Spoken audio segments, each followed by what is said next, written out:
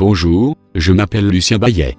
J'ai alors 26 ans, lorsqu'en 1972, l'Éducation nationale me demanda d'effectuer un stage en entreprise, dans le cadre de mes études à l'École normale de Douai, pour devenir maître de classe de transition.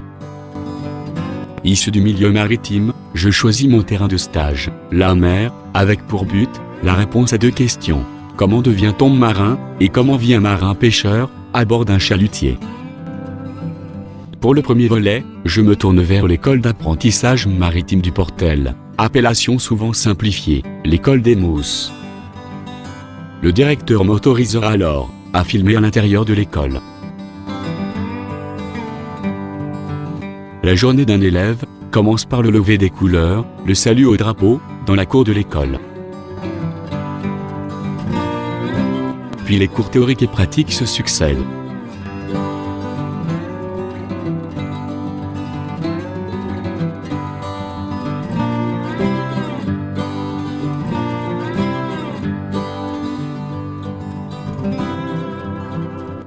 Les futurs marins doivent être capables de réaliser des travaux simples d'entretien, perçage de matériaux, ajustage, brassage, soudure.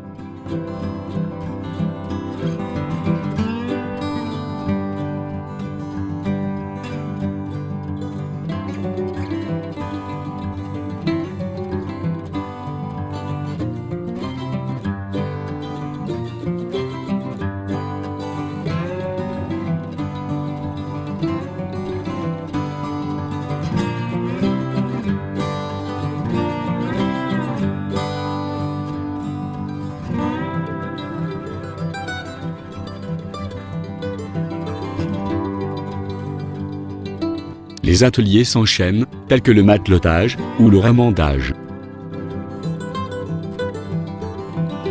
Les cours théoriques ont aussi une grande importance. Lecture des cartes, réglementation sont notamment au programme. La cantine, moment de repos, très apprécié des novices.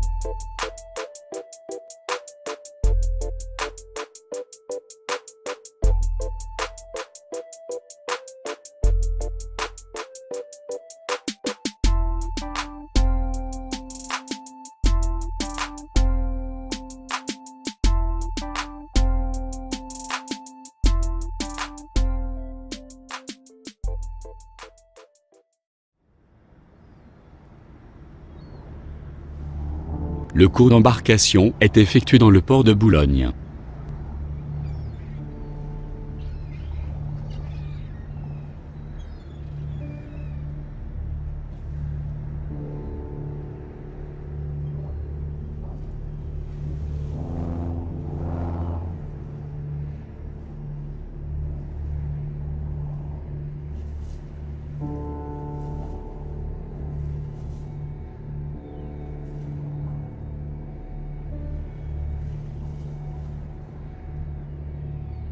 Les élèves doivent ramer, tous ensemble, et à la même cadence.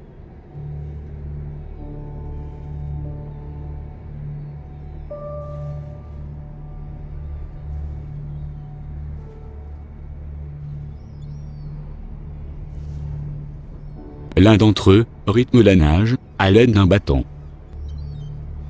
Cet apprentissage leur sera utile, accessoirement, pour remporter la jetée taploise. L'application des apprentissages, dans cette école des mousses, prend tout son sens dans la vie quotidienne des équipages. Afin d'étudier cela, je me mets en rapport avec mon cousin par alliance, Roger Delattre, père, patron du Daniel et Roger. Il accepte de me déclarer aux affaires maritimes, ainsi que l'un de mes collègues, pour la durée d'une marée. Nous embarquons donc, un lundi, au petit matin, dans le port de Boulogne.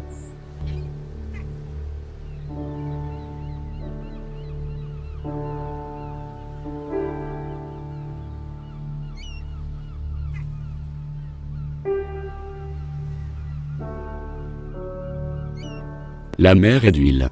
Ce qui n'empêche pas mon collègue de préférer sa couchette, après une brève incursion, sur l'arrière du bateau. Par chance, j'échappe au mal lourd. Je pourrai ainsi aider du mieux que je peux l'équipage. Très attentif, le patron ne peut empêcher de tirer la langue. Nous passons près du bateau-feu, là-bas sur elle, ancré en permanence.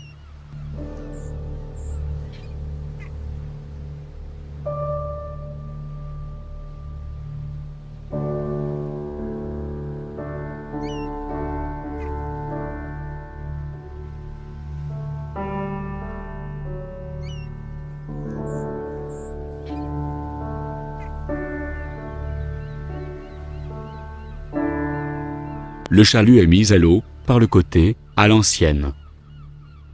Il sera filé pendant 2h30.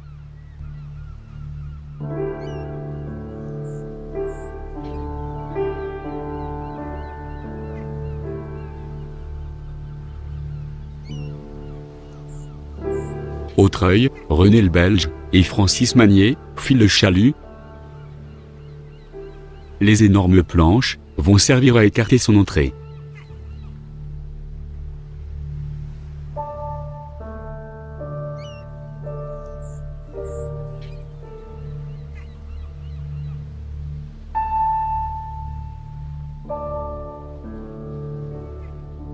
Pendant ce temps, une partie de l'équipage se repose, pendant que l'autre partie prépare le repas, composé aujourd'hui de pommes de terre et d'un ragoût.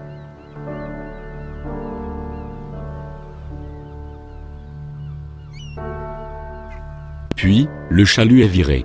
Le patron crie à l'équipage, à l'aller.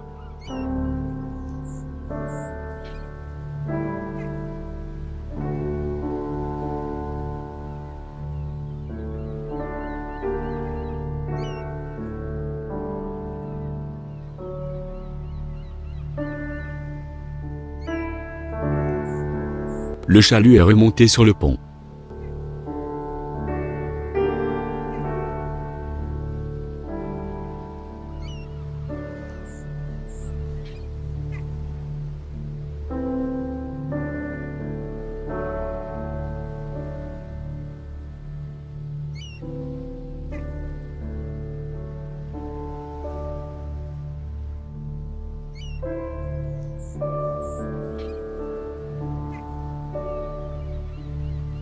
Chacun sa affaire, et quelques ramondages s'imposent.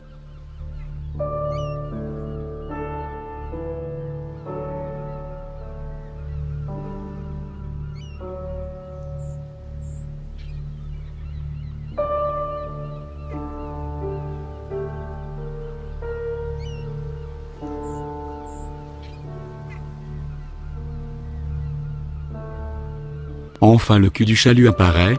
C'est une palanquée moyenne, où diverses espèces se côtoient.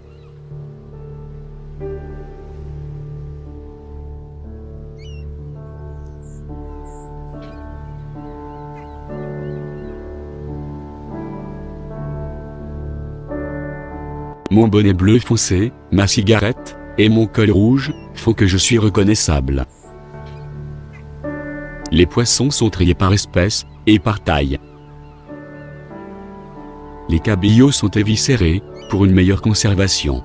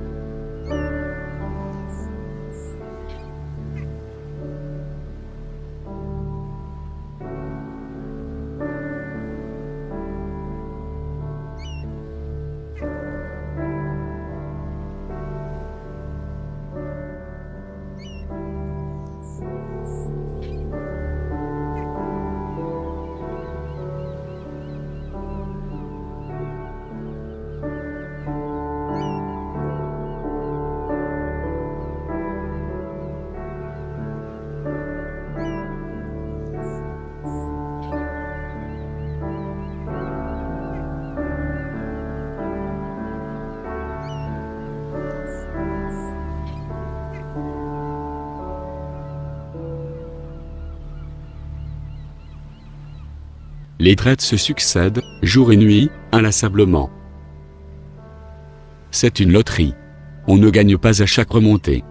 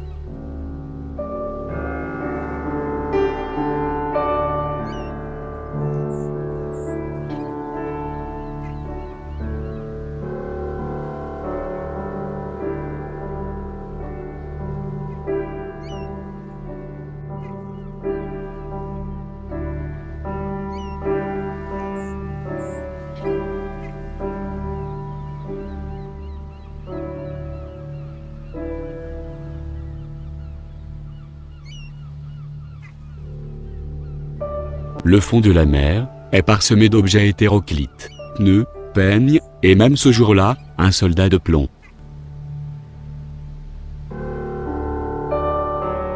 Puis vient le démarrage, l'heure à laquelle il faut rentrer à Boulogne, pour la vente du poisson. Nous accosterons au port, le mercredi, à 4 heures du matin. Lorsque je prends pied sur le quai, je tangue un peu, et je peine à rétablir mon équilibre. Ce métier de marin est difficile, souvent ingrat. Mais ces hommes ne changeraient de métier pour rien au monde.